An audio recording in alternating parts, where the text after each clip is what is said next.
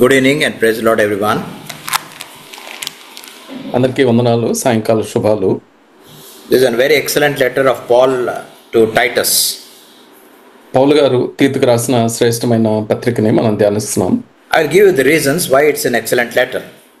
ఇది శ్రేష్టమైన పత్రిక అనేసి నేను ఎందుకంటున్నానో కొన్ని కారణాలు మీకు తెలియజేస్తాను. Remember this outline of this letter because it's very useful. ఈ లేఖ యొక్క విభజనని జ్ఞాపకం ఉంచుకోండి, ఇది మనకి ప్రయోజనకరంగా ఉంటుంది. It's a short chapter consisting of only 3 chapters. మూడే అధ్యాయాలు ఉన్న క్లుప్తమైన పత్రిక ఇది. And actually 15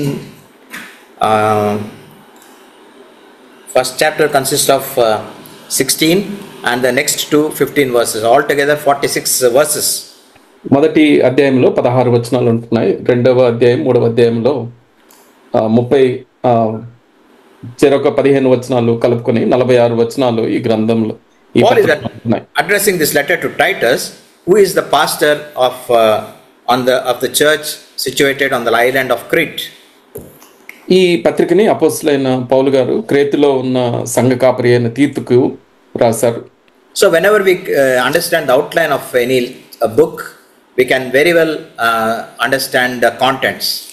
అయితే ఏ గ్రంథం అయినా ఏ పత్రిక అయినా దాని విభజన నిర్మాణాన్ని మనం జ్ఞాపకం ఉంచుకున్నట్లయితే ఏ సందర్భంలో రాయబడిందో మనకి జ్ఞాపకం ఉంటుంది.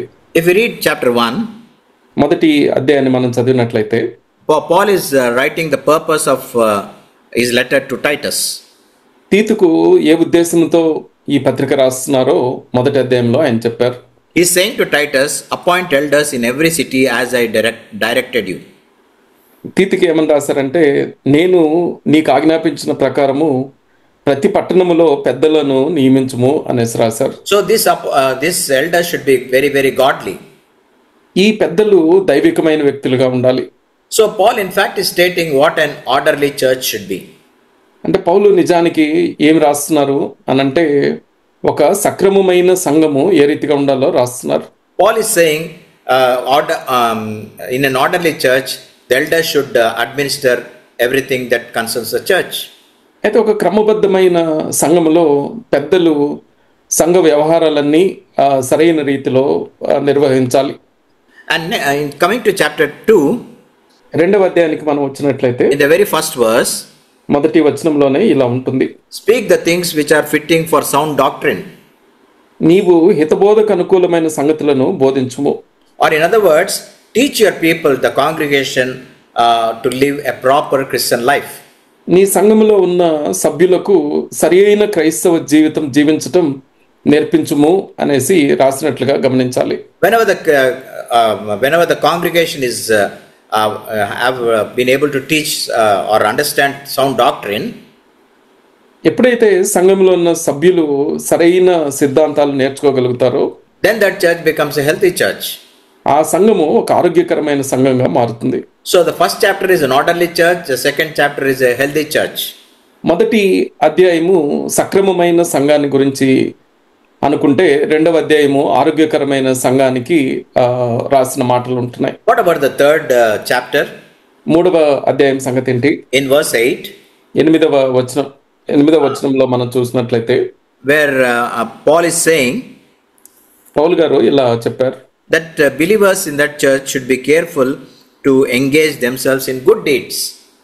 అయితే ఆ సంఘములో ఉన్న విశ్వాసులు సత్క్రియలను శ్రద్ధగా చేయటానికి నేర్చుకోవాలి, మనసుంచాలి అని రాశారు. In other words, Paul is saying to Titus, remind your congregation to be ready for good works. మరో మాటలో చెప్పాలి అని అంటే, తీతుకు పౌలు గారు చెప్పిన మాట ఏంటంటే, సత్క్రియలు చేయమని మీ సంఘ సభ్యులకు జ్ఞాపకము చేయము అనేసి రాశారు. So this church should be a blessed church.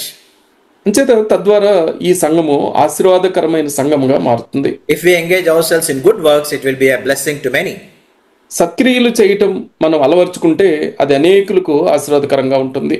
So you can write down in our Bibles, chapter 1 is a orderly church, chapter 2 is a healthy church, and chapter 3 is a blessed church. బైబిల్లో మీరు ఇలా రాసి పెట్టుకోవచ్చు. మొదటి అధ్యాయము సక్రమమైన సంఘము, రెండవ అధ్యాయము ఆరోగ్యకరమైన సంఘము, మూడవ అధ్యాయము ఆశీర్వాదకరమైన సంఘము. And today we'll discuss this chapter 2. ఈ రోజున రెండవ అధ్యాయాన్ని మనం ఆలోచన చేద్దాం. And these are the things that are pertaining to every member in the congregation in the church.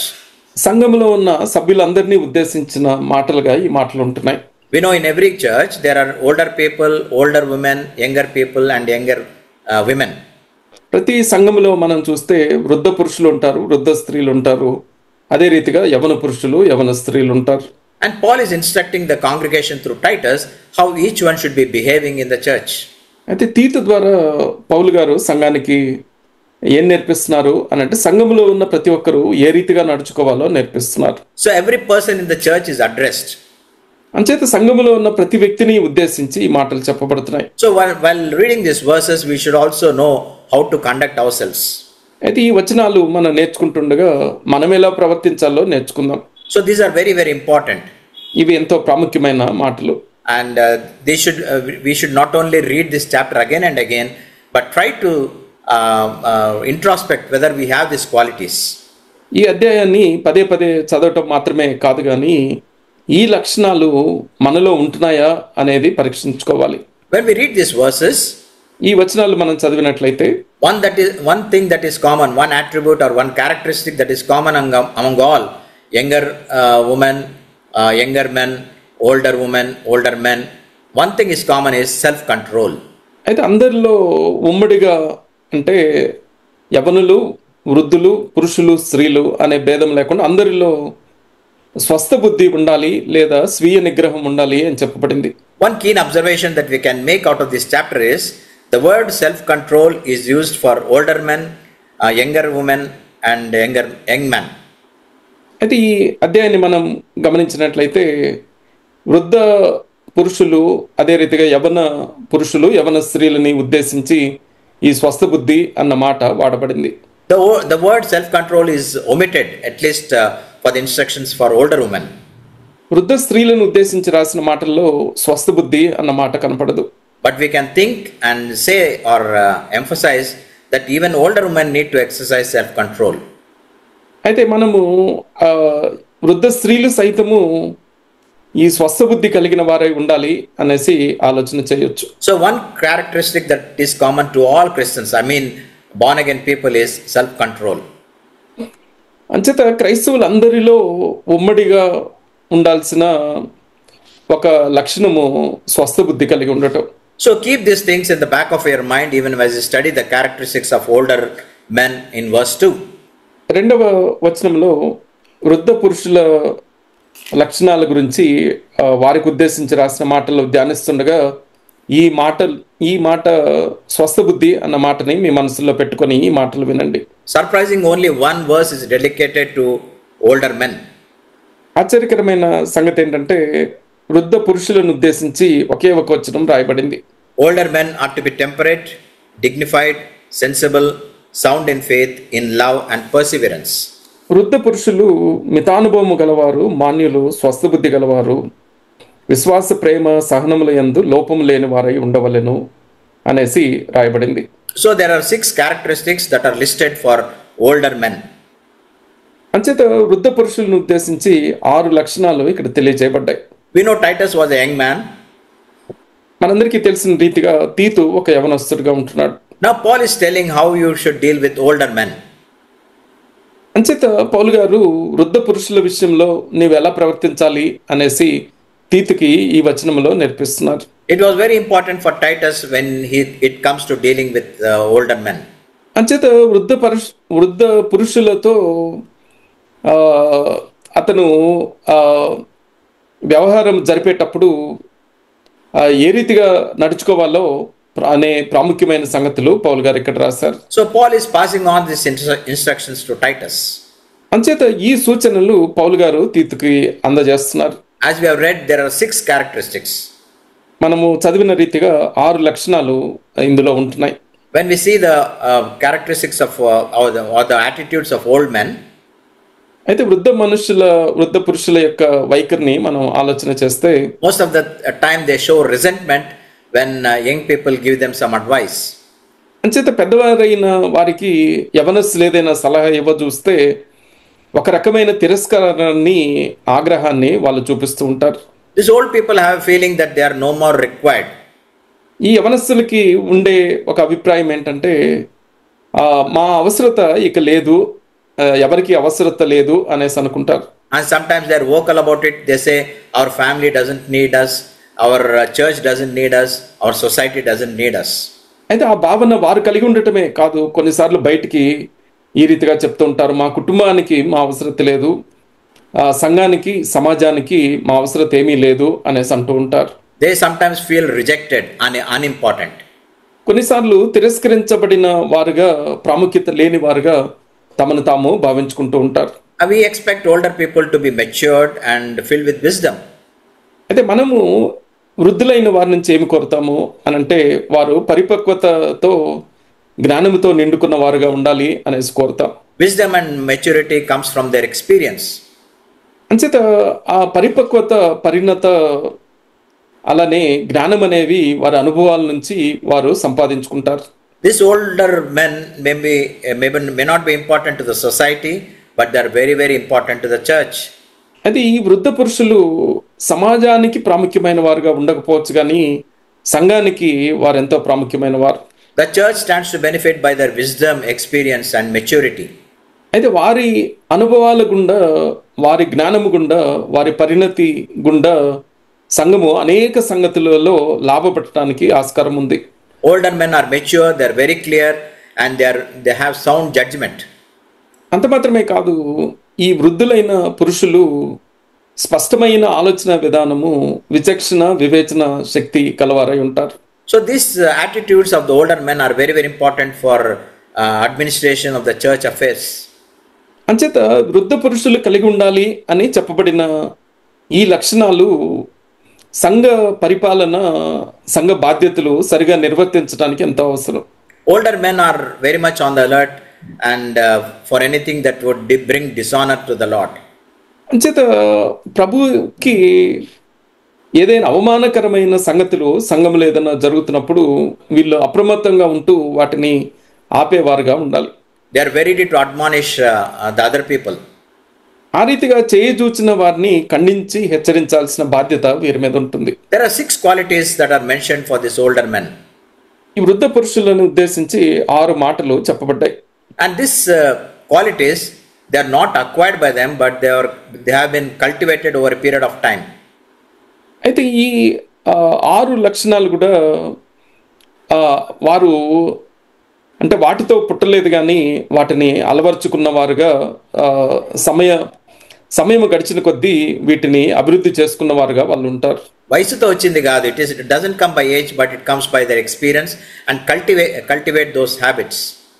అంచేత ఇది వయసుతో దానంతట అదే రాదు, కానీ వారు అలవాట్లుగా వాటిని అలవర్చుకోవటం, అలానే అభ్యాసం చేయటం ద్వారా పొందుకున్నవిగా ఉంటాయి. So in all 6 qualities are mentioned, characteristics are mentioned, 3 are moral and 3 are biblical. ఇక్కడ 6 లక్షణాలు చెప్పబడ్డాయి. 3 నైతికమైన విలువలుగా ఉంటే 3 బైబిల్ ఆధారిత విలువలుగా ఉంటున్నాయి. What are the 3 moral values? 3 నైతిక విలువలు ఏంటో చూద్దాం. Temperate, ఒకటి మితానుభవం గలవారై ఉండాలి. worthy of respect. తర్వాత రెండవది మాన్యులుగా, గౌరవప్రదమైన వారుగా ఉండాలి. And self-controlled. తర్వాత మూడవది స్వస్థబుద్ధి గలవారుగా ఉండాలి. In other words, the Bible says, or the instruction given to these older men is, they should be dignified. అంటే ఈ మాటల్లో బైబిల్ మనకు నేర్పిస్తుంది ఏంటంటే, వృద్ధ పురుషులు, వృద్ధులైన వారు గౌరవప్రదమైన జీవితాన్ని జీవించాలి. They should be in such a position that they can earn respect from others. అంచేత వారి ప్రవర్తన ఎలా ఉండాలి అని అంటే, ఇతరుల నుండి గౌరవాన్ని సంపాదించుకునేదిగా ఉండాలి.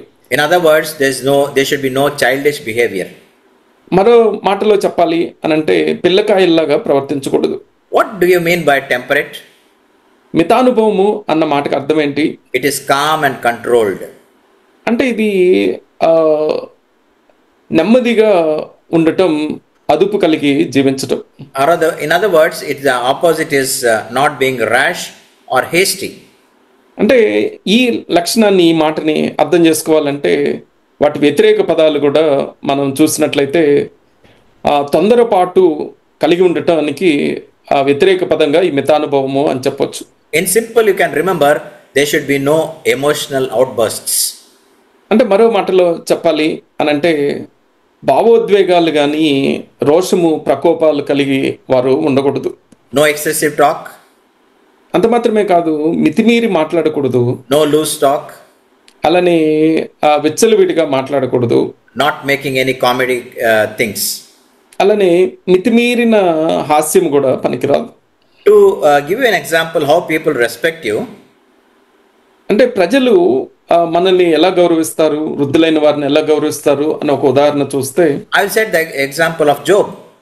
యోబు యొక్క ఉదాహరణని మనం ఆలోచన చేయొచ్చు. You can read the portion from Job 29 verses 7 to 11 later on. యోబు గ్రంథం 29వ అధ్యాయము 17వ వచనం నుంచి మీరు తర్వాత భాగాన్ని మీరు చదువుకోవచ్చు. Although Job was not an old man, but people respected him primarily for his life of integrity. యోబు వృద్ధుడు కాకపోయినప్పటికీ తన యొక్క యథార్థ జీవితాన్ని బట్టి అందరూ కూడా ఆయన్ని గౌరవించారు. So old people should earn respect.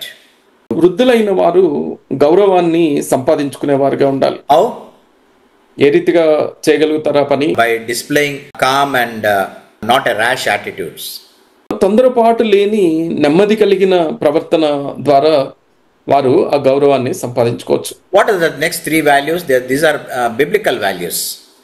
ఆ తర్వాత ఉన్న 3 విలువలు మనం చూస్తే బైబిల్ ఆధారిత విలువలు ఇవి.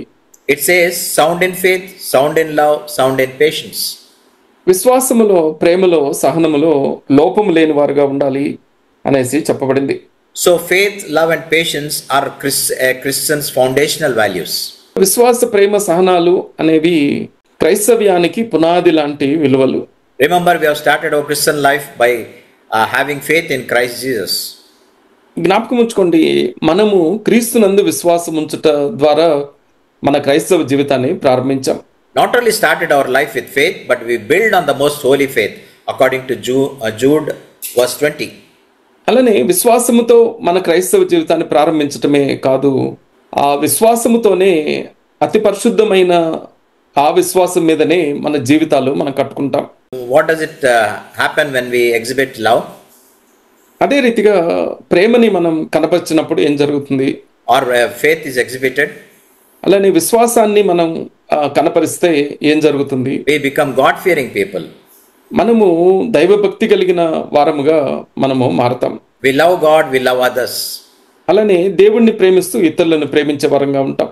Or if we wind up these characteristics for this older men, ఈ వృద్ధ పురుషులకి గురించి ఇచ్చిన ఈ లక్షణాలన్నింటిని కూడా మనం సమీక్షించుకుంటే, there's only one thing that we can get, or the essence of it is, they should be role models for the next generation. అయితే దీనికి సారాంశం ఏంటి అని అంటే, తర్వాతి తరము వారికి ఒక ఆదర్శప్రాయమైన జనులుగా వీళ్ళు ఉండాలి. So everyone in the church needs to model their lives after this God-fearing older men.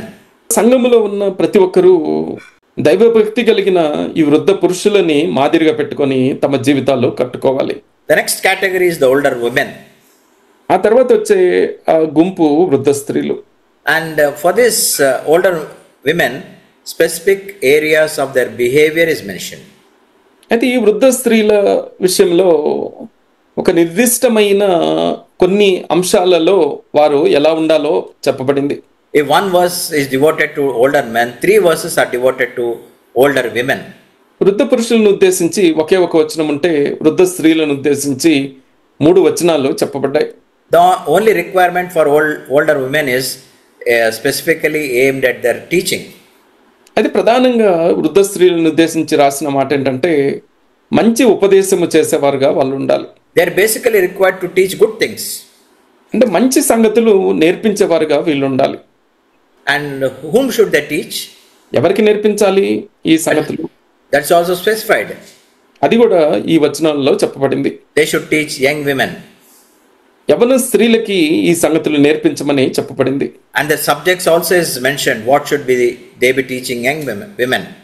యవన స్త్రీలకి ఏం నేర్పించాలో ఆ విషయాలు కూడా ఇందులో చెప్పబడ్డాయి.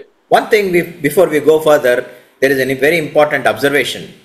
అయితే ముందుకి కొనసాగక ముందు ఇందులో ఒక పరిశీలన చేద్దాం. The training or the teaching of their young women is limited, is not the duty of the pastor, but the older women. అంచేత యవన స్త్రీలకి ఈ సంగతులను నేర్పించడం కేవలము సంఘ కాపరి యొక్క పని కాదు, కానీ వృద్ధ స్త్రీలు కూడా ఇది వారి బాధ్యతగా గమనించాలి. So these older women have only one job to teach young women. అయితే వృద్ధ స్త్రీలకి ఒకే ఒక పని నిర్దేశించబడింది, అదేంటంటే యవన స్త్రీలకి ఈ సంగతులన్నీ నేర్పించాలి. What is the standards for these older men that is prescribed here? అయితే ఈ వృద్ధ స్త్రీలను ఉద్దేశించి ఎటువంటి ప్రమాణాలు ఇక్కడ నిర్దేశించబడ్డాయి? Number one is reverent in their behavior. మొదటిది తమ ప్రవర్తన యందు భయభక్తులు గలవారై ఉండాలి. Verse 3, older women likewise are to be reverent in their behavior. 3వ వచనంలో అలాగుననే వృద్ధ స్త్రీలు ప్రవర్తన యందు భయభక్తులు గలవారై ఉండాలి అనేసి చెప్పబడింది. That means they need to have a good daily conduct. అంటే వారి అనుదిన ప్రవర్తన మంచిదిగా ఉండాలి. They should have a savory speech. అలానే వారి మాటలు రుచిగలవై ఉండాలి. ఉప్పు వేసినట్టుగా savory speech. వారి మాటలు ఉప్పు వేసినట్లు రుచిగలవిగా ఉండాలి. They should maintain good relationship within the family and outside. అలానే కుటుంబంలో ఉన్న వారితో బయట వారితో సరైన సంబంధాలు వాళ్ళు కలిగి ఉండేవారుగా ఉండాలి.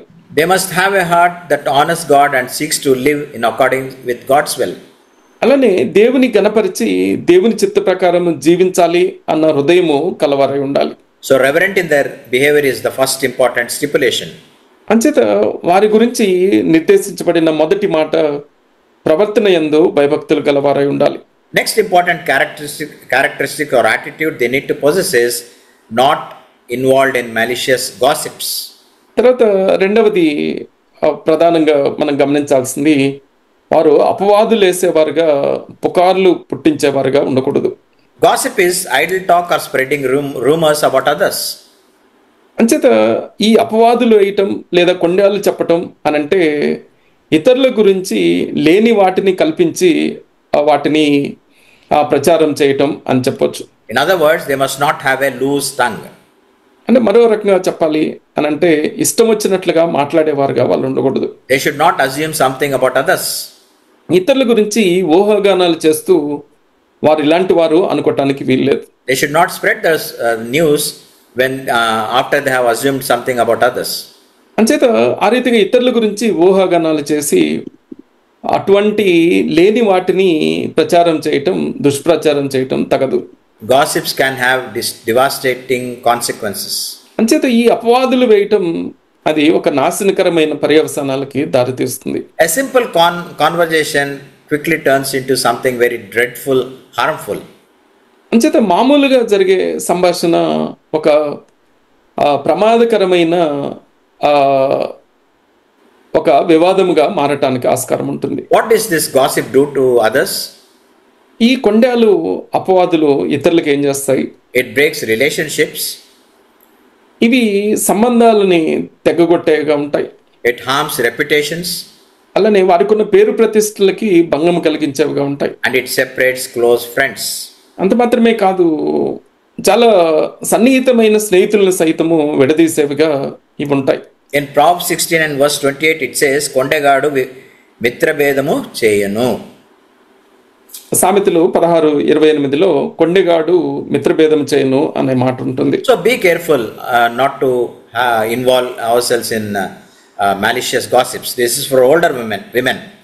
అంచేత వృద్ధ స్త్రీలు గమనించాల్సింది ఏంటంటే ఇటువంటి కొండాలు ప్రచారం చేయటం, అపవాదులు వేయటం విషయంలో చాలా జాగ్రత్తగా ఉండాలి. అంటే వాళ్ళు చెప్పకూడదు, మనం చెప్పొచ్చు అంటే మనం కూడా చెప్పకూడదు. We should also avoid this malicious gossips others. అంచేత ఇతరుల గురించి ఈ రీతిగా పుకార్లు పుట్టించటం, వాటిని వ్యాపింప చేయటం, అపవాదులని వ్యాపింప చేయటం అనేది వృద్ధ స్త్రీలకే కాదు, మనలో ఎవరికి కూడా తగనిదిగా ఉంటుంది ఇది. And the third attitude they need to possess is not enslaved to much wine.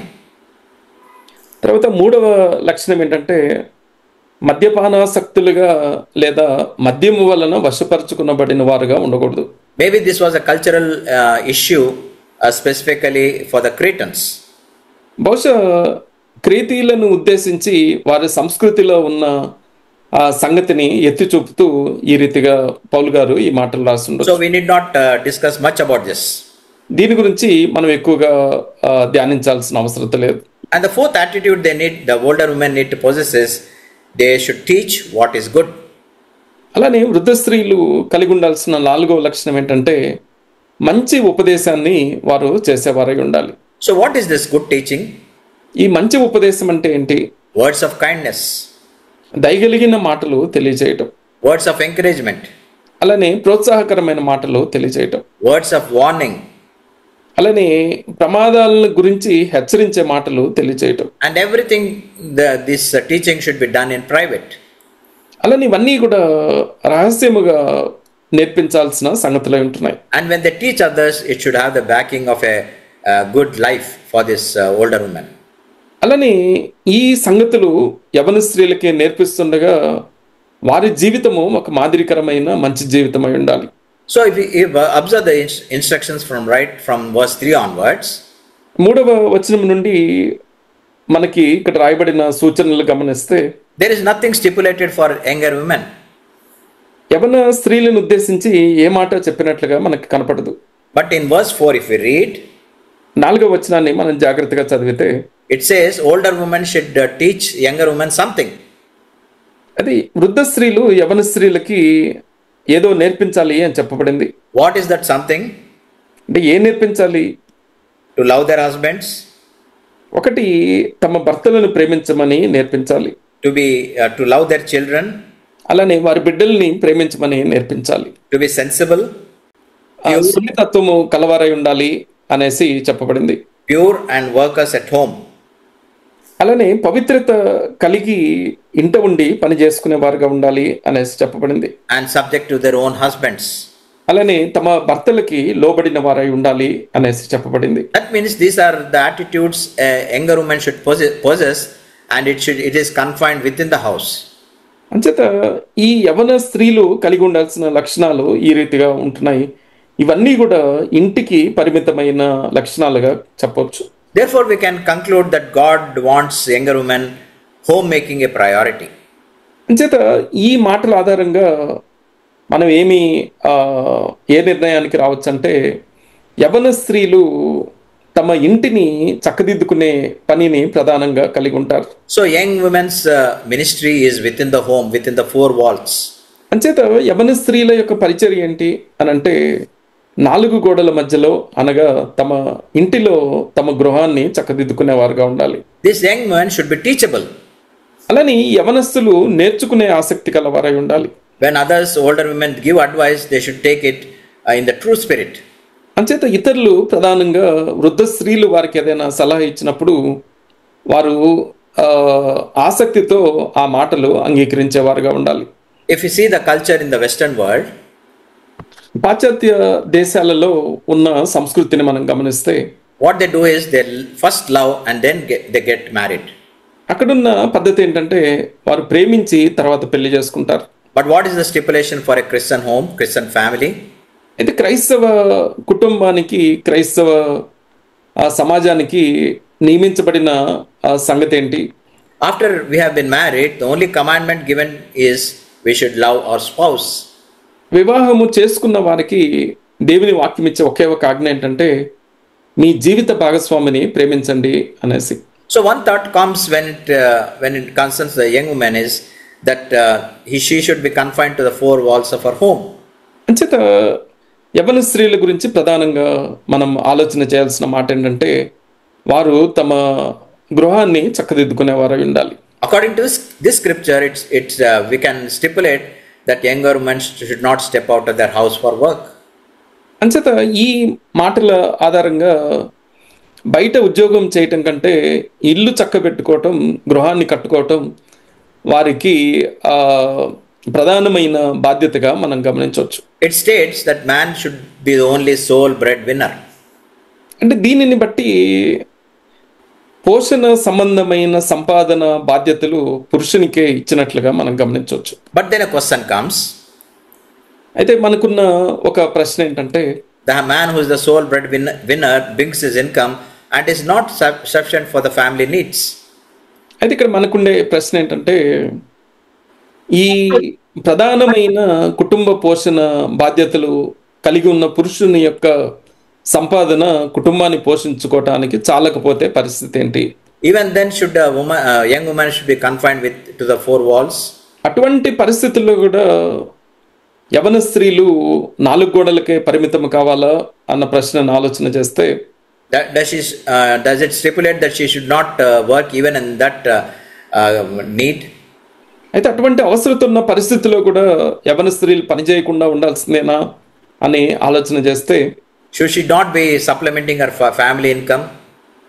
అయితే కుటుంబ సంపాదనకి తను కూడా చేయూతనివ్వాలా ఇవ్వకూడదా అని ఆలోచన చేస్తే, so these doubts come to our mind. ఈ సందేహాలన్నీ మన మనసుల్లోకి వస్తాయి. But if you look at some verses in the Bible, బైబిల్లో ఉన్న కొన్ని వచనాలు మనం గమనించినట్లయితే, for example, Proverbs chapter 31 and verse 16, ఉదాహరణకి సామెతల గ్రంథం 31వ అధ్యాయం 16వ వచనాన్ని చూస్తే, where it says she considers a field and buys it. ఆమె పొలమును చూచి దానిని తీసుకొను లేదా కొనును అనేసి ఉంది.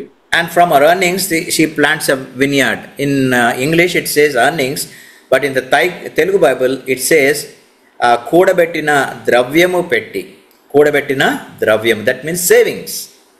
అయితే తెలుగులో తాము కూడబెట్టిన ద్రవ్యము పెట్టి అనేసి ఉంటుంది. ఇంగ్లీష్లో తన సంపాదన నుండి ఆమెకు ద్రాక్ష తోట నాటించును అనేసి చెప్పబడింది. So we'll look at one more verse.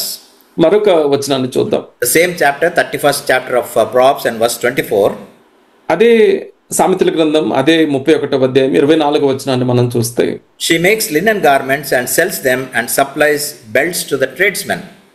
ఆమె నారబట్టలు నేయించి అమ్మును, నడికట్లను వర్తకులకు అమ్మును. So this verse says she is a businesswoman. అయితే ఈ వచనాలలో ఆమె ఒక వ్యాపారవేత్తగా మనకు కనపడుతుంది. In both these verses we can see that the woman is also earning something. అంచేత ఈ 2 వచనాలలో మనం చూస్తే స్త్రీ కూడా కొంత సంపాదన కలిగి ఉంటుంది అని మనకు అర్థమవుతుంది. However, a woman should take a job only for husband and she agree both together. అయితే గమనించాల్సింది ఏంటంటే, స్త్రీలు భార్యాభర్తలు ఇరువురి సమ్మతి మీదనే వారు బయట ఉద్యోగం చేసేవారుగా ఉండాలి. If they both agree and they think that by the woman working elsewhere she would be supplementing the family income, they can do it. అంచేత భార్యాభర్తలు ఇరువురు అంగీకరించి ఈమె పని చేయటము మూలాన నా సంపాదనకి తను కూడా చేయూతనిస్తుంది అని భావిస్తే తను ఉద్యోగం చేయటంలో ఎలాంటి సమస్య ఇబ్బంది లేదు. But one thing to remember is family is a priority. అయితే ఒకటి ప్రధానంగా మనం గుర్తుంచుకోవాల్సింది ఏంటంటే, కుటుంబము తన మొదటి ప్రాధాన్యతగా ఉండాలి. Some things we need to state before we go further. అయితే కొన్ని మాటలు చూద్దాం, ఆ తర్వాత మన ధ్యానాన్ని కొనసాగించుకుందాం. Home is a small heaven in this world. అయితే మనం గమనించాల్సింది ఏంటంటే, మన గృహము, మన ఇల్లు ఈ లోకములో ఒక చిన్న పరలోకము లాంటిది. It is the place where a family thrives and prospers. అంచేత ఆ ఇంటిలో కుటుంబము పోషించబడి వర్ధిల్లేదిగా ఉంటుంది. All the values, be it moral values or Christian values, are developed in that small home. ఆ చిన్న గృహంలో, ఆ ఇంటిలోనే క్రైస్తవ విలువలు, నైతిక విలువలు అభివృద్ధి చెంది అవి అలవర్చబడతాయి. Secondly, we should value children as they are God-given gifts. తర్వాత రెండవ మాట గమనించాల్సింది ఏంటంటే, పిల్లలు దేవుడిచ్చే బహుమానం గనక వారికి విలువనిచ్చే వారంగా ఉండాలి. And thirdly, value character and godliness. తర్వాత మూడవది మన యొక్క వ్యక్తిత్వానికి, దైవత్వానికి ప్రాధాన్యతనివ్వాలి. This character and godliness is the things that we are investing not only in our children but in others. అంచేత మన వ్యక్తిత్వము, దైవ స్వభావాలు అలవర్చుకోవటం అనేది మన బిడ్డలని పెంచటంలో, అదే రీతిగా మన భవిష్యత్తుని నిర్మించుకోవటంలో ప్రయోజనకరంగా ఉంటాయి. And fourthly, నాలుగవ మాట, parents should teach and fulfill their responsibilities. తల్లిదండ్రులు తమ బిడ్డలకి ఈ సంగతులు నేర్పించి వారు తమ బాధ్యతలు నిర్వర్తించాలి. So train their children. అంచేత పిల్లలకి శిక్షణనివ్వటం అనేది తల్లిదండ్రుల బాధ్యత అని మర్చిపోకూడదు. There is a very important verse in Proverbs chapter 1 and verse 8. సామెతల గ్రంథం 1వ అధ్యాయం 8వ వచనంలో ఒక చక్కని మాట ఉంటుంది. If you can read this. Proverbs chapter 1 and verse 8 says, "Hear, my son, your father's instruction, and do not forsake your mother's teaching." సామెతల గ్రంథం 1వ అధ్యాయం 8వ వచనం ఈ రీతిగా ఉంటుంది. నా కుమారుడా, నీ తండ్రి ఉపదేశము ఆలకింపుము, నీ తల్లి చెప్పు బోధను త్రోసివేయకుము. One thing we should understand is children should not ignore their mother's teaching. ఒక సంగతి మనం గమనించాల్సింది, పిల్లలకి జ్ఞాపకం చేయాల్సింది ఏంటంటే, తమ తల్లి చెప్పే బోధని తిరస్కరించకూడదు, త్రోసివేయకూడదు. Unfortunately, mothers are listening to this Bible study. అయితే అదృష్టం ఏంటంటే తల్లులు ఈ బైబిల్ అధ్యయన కూడికలో సందేశాలు వింటున్నారు. There is a Spanish proverb which says, ఒక స్పానిష్ సామెత ఈ రీతిగా ఉంటుంది. "An ounce of mother is worth a ton of priest." ఒక తల్లి ఇచ్చే కొంచెము శిక్షణ యాజకులు ఇచ్చే విపరీతమైన శిక్షణకి మించినది అనేసి చెప్పబడింది. So mothers, don't neglect your teaching your children.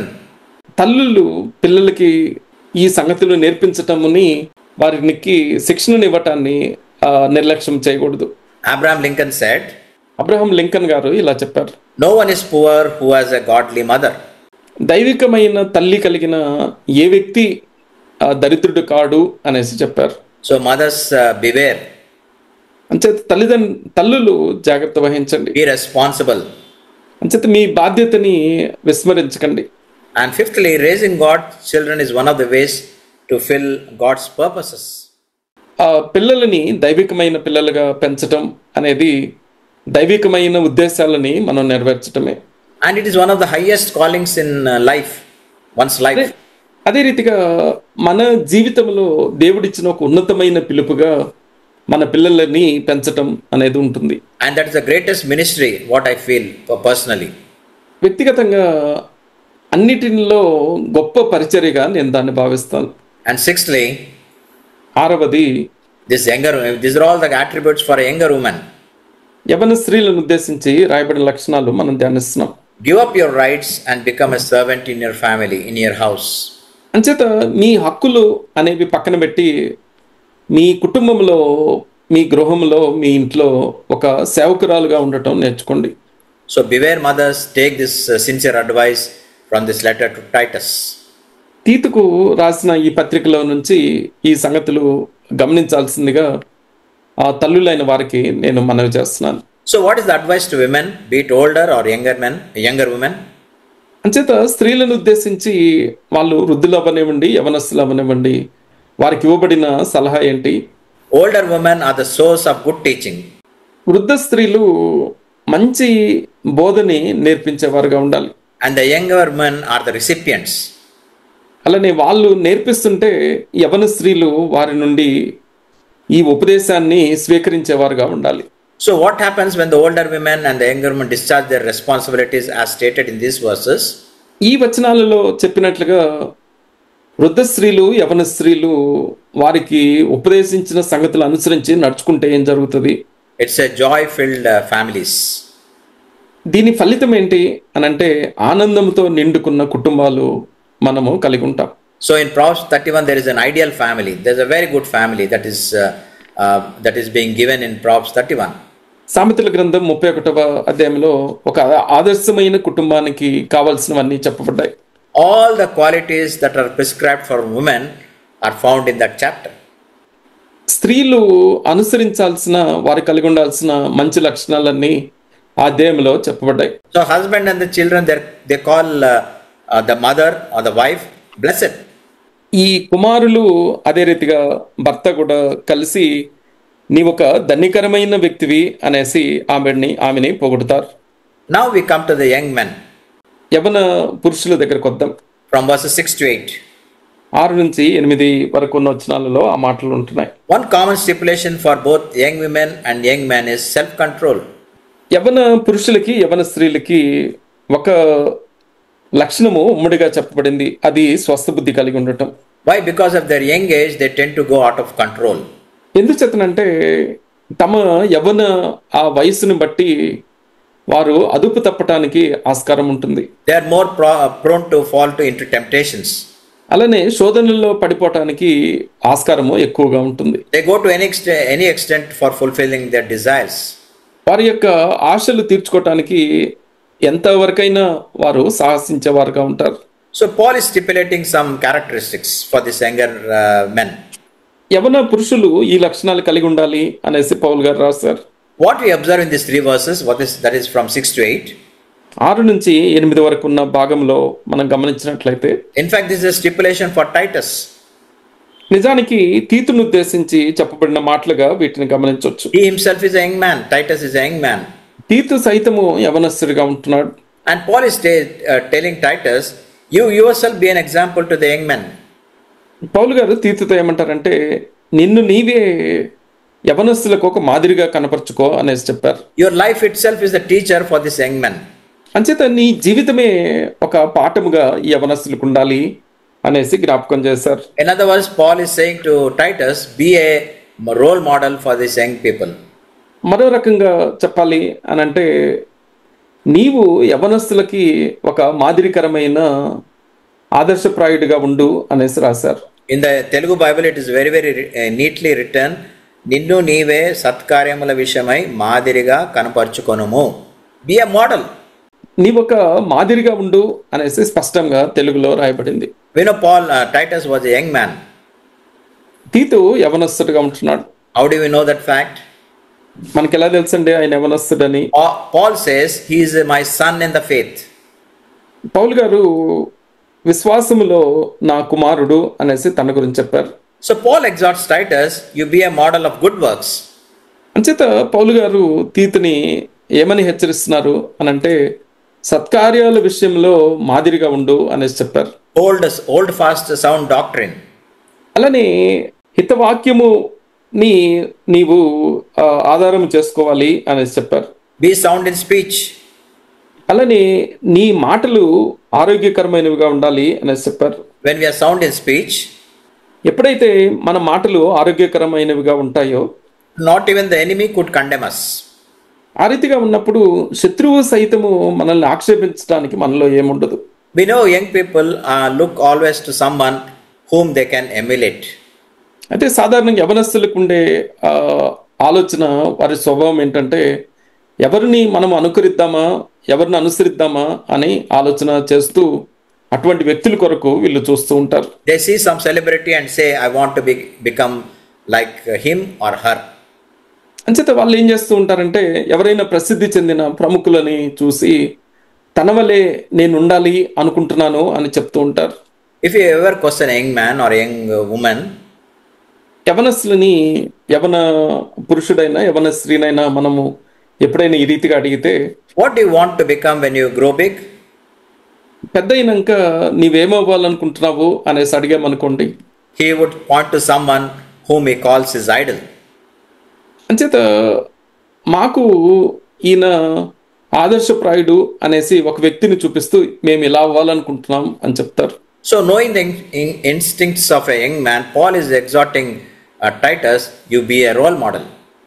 అంచేత యవనస్తుల స్వభావాన్ని ఎరిగిన పౌలు గారు తీతుకి ఈ మాటలు రాస్తూ, ఆ యవనస్తులకి నీవే ఆదర్శప్రాయుడైన మాదిరికరమైన వ్యక్తిగా ఉండు అనేసి రాశారు.